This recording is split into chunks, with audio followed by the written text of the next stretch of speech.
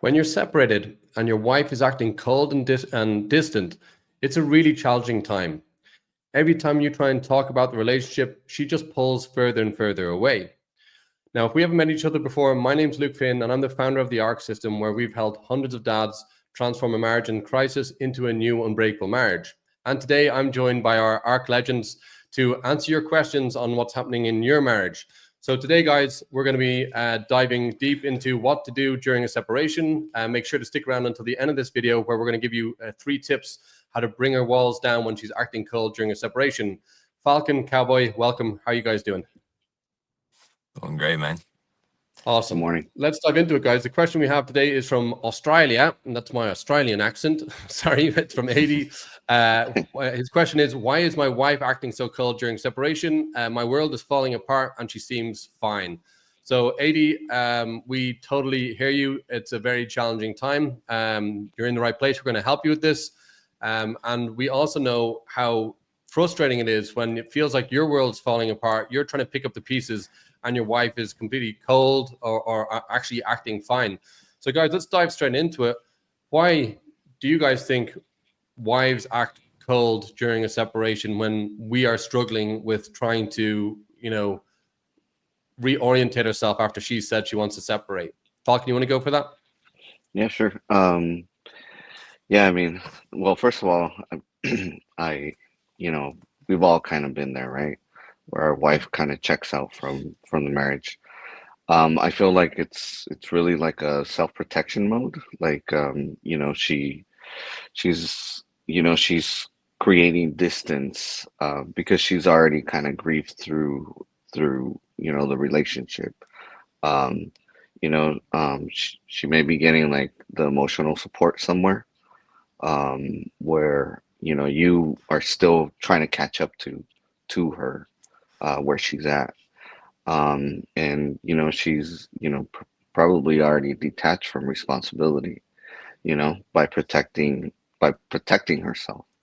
Yeah, right on. So protective mechanism. Yeah, that makes sense. Cowboy, what about you? Why is 80's wife acting cold during a separation? So Falcon already kind of hit it right there with the she's probably already checked out, been checked out for months, maybe even years at this point. Like whatever time frame it is, like however long it's been going on, she's already checked out long before it came out. And it feels like your world's falling apart because it's so sudden. You think everything's fine. She doesn't let anything on. She doesn't tell. It doesn't give you anything direct. Like men are very direct people. They're very direct in their delivery system. We're always looking to try to fix things, and when we kind of get hit with this news, that's what we immediately try to go to, is try to fix it. And that's really what it is. You're just playing catch up right there, and you're already behind the power curve. Yeah, very well said, Cowboy. We'll dive into that a little bit, as into the mistakes that most men make when their wives check out or they're going through a separation. So yeah, you guys hit the nail on the head there. So the first thing, 80, is so when your wife is acting cold during a separation, it's a coping mechanism. So I can guarantee you that she is struggling. If she's acting cold or seems to be fine, she's not. We see it time and again with the guys that are coming into our program. They're coming in, they're processing the emotions, what you are going through, and also what your wife is going through, although she may not be letting on, is traumatic. You cannot just have a marriage break down, a marriage that's been together 10, 20, 30 years, that it breaks down to the point where there's a separation where it's not very painful. Everybody struggles through a separation. So she is, and what you're seeing is it's a coping mechanism. Now we have healthy coping mechanisms and unhealthy. Healthy coping mechanisms can be getting to the gym, so journaling, meditation, all the stuff that our guys do in the ARC system. Having a support group of men to be able to share with. This is all a very healthy way of processing this traumatic event. And we shouldn't be looking at this any other way than a separation is traumatic. And then unhealthy can be going to the bottle, so drinking, smoking weed, so doing drugs. Yeah, I would say also basically just where you're checking out, you're trying to escape from that. So if you're like being antisocial and you're just gaming all the time, or these are not healthy ways to get through a separation. And so what you're experiencing with your wife is her acting fine at the moment or cold, is she's actually struggling, and it's a coping mechanism. And it's inevitable at some point she's going to have to do the work to process those big emotions that she's going through. If you're watching our video, we assume that you're already working on those emotions, because that's the first thing that needs to happen. You need to learn the skill set to process the emotions you're going through, to have a healthy coping mechanism with going through a separation. Now, the second thing that Cowboy hit on is she's already grieved. So you're behind the curve. She's been checked out probably at least 6 months. It could be a year or even longer. So she's already grieved for the marriage. She's done. If you think about for yourself, if you think going back to, years ago when you were maybe with a girlfriend and you were the one that broke it off with a girlfriend, and she's chasing after you, and you're just like, no, I don't want anything. And so you even felt sad with breaking up. The whole having to take that decision of breaking up was a hard decision to make. Maybe you were just a few years together, but it was still a difficult decision to make. You did it, and then this girlfriend kept chasing after you, and you know how that affected you. You found it repulsive. Okay, so she's grieved. You now have to go through that grieving process too, and that's really, really important. And it's just like Cowboy said, you're playing catch up. So with that being said, guys, what are the kind of mistakes that most men make when the wife says, or she wants a separation, or they're going through a separation? So let's give our viewers here kind of the common mistakes that we should be avoiding when our wives want to separate. So what are the common mistakes that we make, guys? Cowboy, why don't you start off there? So I'm gonna start sounding like a broken record here, but the first and foremost being a show pony, like showing up, giving her everything that she's been essentially complaining about, that you don't do, that you don't do this, you don't do that, or doing things that you think she wants. You're making assumptions, or just kind of trying to fill that void, like trying to show, yeah, I can do this. Like, I am the man that you married. I am the man that you love. I am this. And, you essentially just become a doormat. Yep. Like, you just fold over, you lay down, and you let her walk all over you while trying to show her, hey, look at me. And it's just not really a sustainable thing. Yeah. And yet resentment starts building. Yeah, and everybody does it because it's the logical first step. When your wife checks out and she tells you this is the reason she's checked out, then you like, okay, that's what I need to fix. That's what I need to change. But that doesn't work. Yeah, that's a really good point, Cowboy. What about you, Falcon? What are the mistakes that most men make that they should avoid during a separation? Yeah, chasing for connection, chasing her. Like Cowboy already said, she's grieving, and you're over here trying to chase, a connection, oversharing your feelings, and trying to connect and forcing something, and not being your true authentic self. And then that's Cowboy hit on it. You just you're overly friendly. You give her whatever she wants, whatever you think she needs. And yeah, it just becomes a vicious cycle. Right. And it's all underpinned, right? Now you guys understand this as well. It's like, this is all underpinned from a lack of self-worth. Because if you really believe that you're the prize, that you are worthy of a deeply loving, intimate relationship, you're never going to behave like that. So you might try to, fix a couple of things. And once she pulls away more, you'd be like, okay, look, there's something's off here. Something else needs to change. But men seem to go down this rabbit hole of, I'll do more, I'll chase more. I'm going to make this, fix it more. Okay. Right. Let's move on then to the next point then. So yeah, you guys hit the nail on the head again. So mistakes you need to avoid: talking about the relationship, right? She has separated. She has made it clear where she stands. Most men then want to try and discuss it. They want to discuss it because they haven't got the information they need yet, or maybe they're feeling needy and they want to get more information to kind of make them a little bit more at ease, that maybe things aren't as bad as they think. But this doesn't, talking about the relationship is the wrong thing to do. Trying to understand where she's at. Guys, why is this such a bad idea when during a separation, to try and understand where your wife's at. And ultimately, this is what this question is about. Why is my wife acting cold during a separation? And this shows that the mindset needs to shift here for AD. Why is this such a terrible thing to be trying to do when your wife has said she wants to separate, or you're going through a separation? Yeah, because it makes it all about her, you know, her detachment doesn't really define your worth. You know, it reflects her own state of mind. Yeah. Yeah, right on. And we got one of our ARC legends showing up. Jamie, welcome. What about married men who are separated and co-parenting? She's moved out. You're in the family home. Kids are living. You have her 50-50. What's the right balance of communication between you? That's a great question, Jamie. Stick around to the end, where the next video we're going to share is exactly the 4 principles of communication during a separation.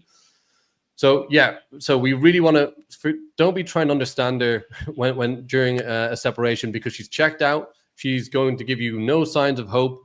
The more you push, the more she's going to push back. It's kind of like you're a sadist. I find like guys during a separation, unbeknown to themselves, turn into sadists. It's like they look for more pain. They look for those conversations. They look for affirmation from the wives when they're never going to get it. It's really a big mistake. And then the final one that we're going to cover here, guys, I don't think we covered it before, is don't talk to other people. So don't go talking to the parents-in-law to try and get some leverage to talk some sense into her. Don't go talking to your friends, especially if they're separated or divorced. And also be mindful about what kind of groups you're going on to. If you're going to social media, you want a supportive group of men that are going to be helping you going through what you're going. Now, if this is something that you're looking for, check out the link below. And you can join our Facebook community. We've got an incredible community of over 2,000 dads who can support you. The link's down below, totally free. Come join us. And it's so important to be talking to the right people when you're going through a separation. All right, guys. Then finally, let's now give AD the 3 steps to actually navigate. So how do you bring, the way it's started off this session today was 3 steps to bring down our wall, because ultimately that's what men are looking for. When she's cold, how do I connect? But really, that's an unhealthy way. I know that's where you want to get the outcome to bring down a wall, and that does happen, but this is the way to do it. First, we need to look at how to navigate her cold demeanor. So the first step we got to do is focus on you. So currently, you're focusing on her. If you're asking why she's acting cold and distant, you're focusing on her. You have to take the information that is at hand. She wants to separate, or you are separated. She's acting distant. That's enough information. Stop trying to dig deeper and understand what she's going on. You're going to get no further clues on this.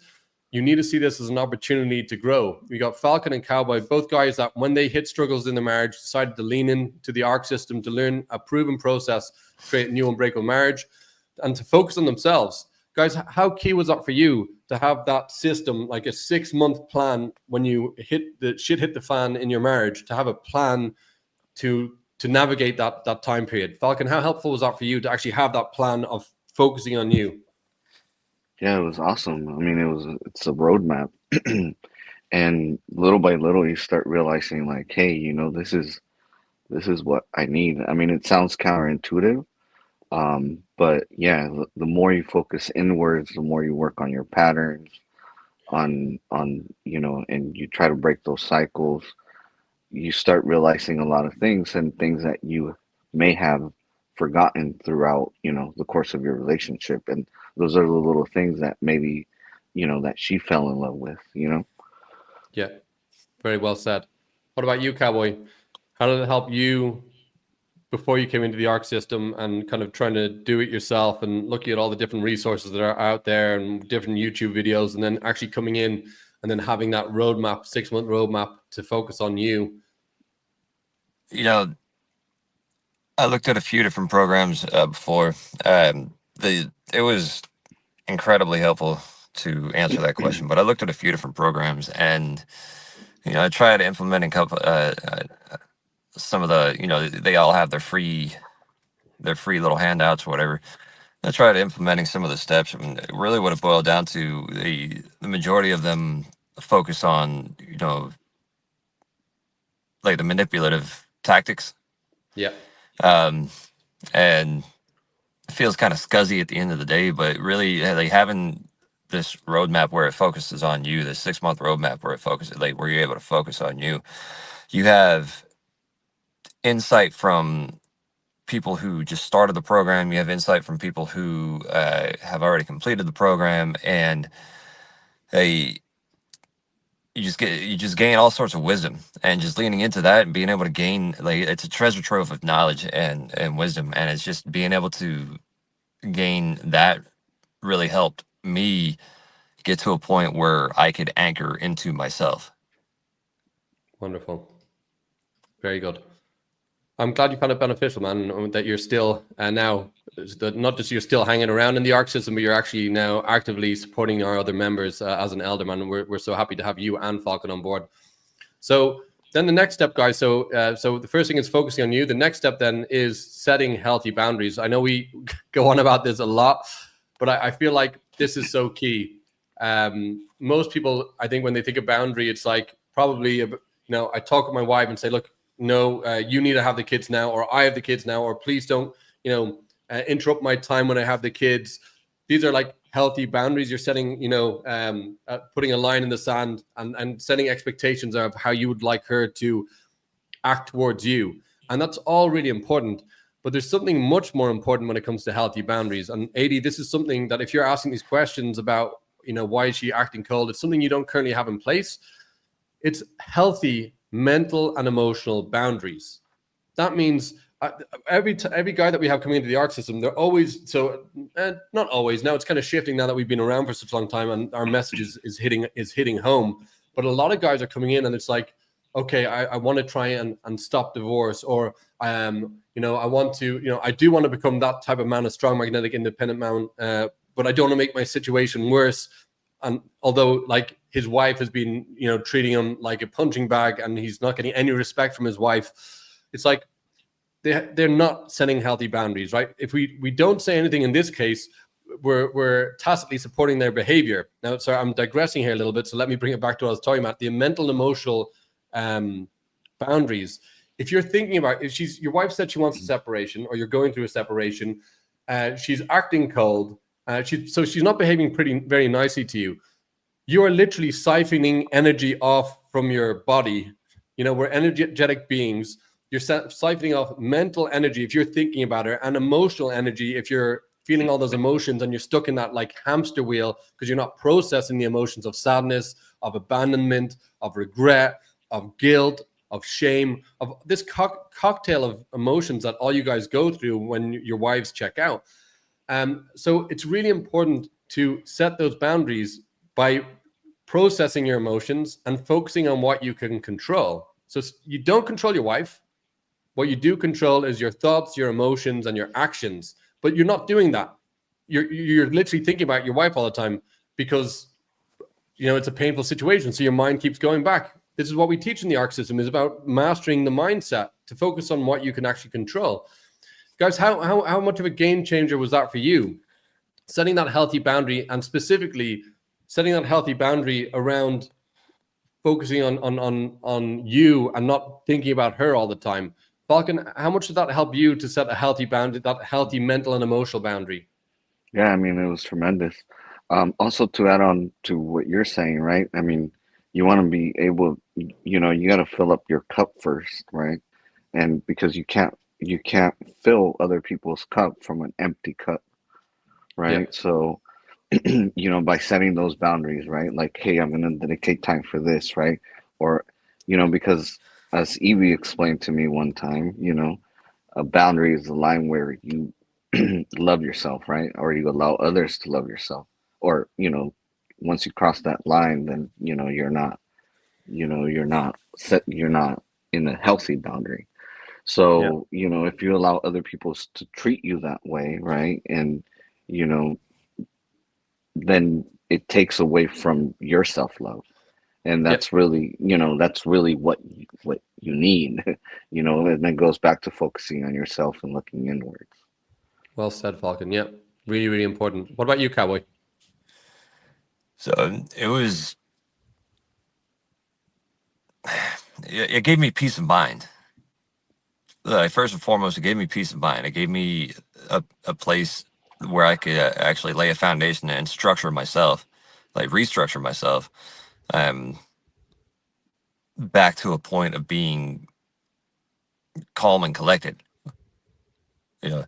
And then, and then as you continue applying it to yourself or whatever, and it goes into the relationship, it starts bleeding out into the relationship. It kind of it kind of shook up like from my own experience, it kind of shook up my wife's world. She wasn't getting the same responses that she was typically getting from me. And as soon as that happened, there was more tension that kind of built immediately. And then it kind of subsided once she realized, okay, I can't shake this dude. So, and I throw that out there because it's not just with your wife, it's with everybody. It's everything around you. It's I don't want this to sound like it's about my wife or about my relationship. It's just, it affects every aspect of your life. It affects every aspect of every relationship that you have with whoever it is. And it's very, very key and very positive for me. Wonderful. Yeah, I mean, really is. It's the crisis that you experience in your marriage is really an opportunity for all you guys to up level and learn a new skill set. So, Cowboy, we got one of your mentees. We got Kaylin joining us today. Kaylin, good to have you here. Another ARC legend. He's asking, can you give examples of healthy boundaries versus unhealthy? What is the main principle defining a healthy boundary from an unhealthy one?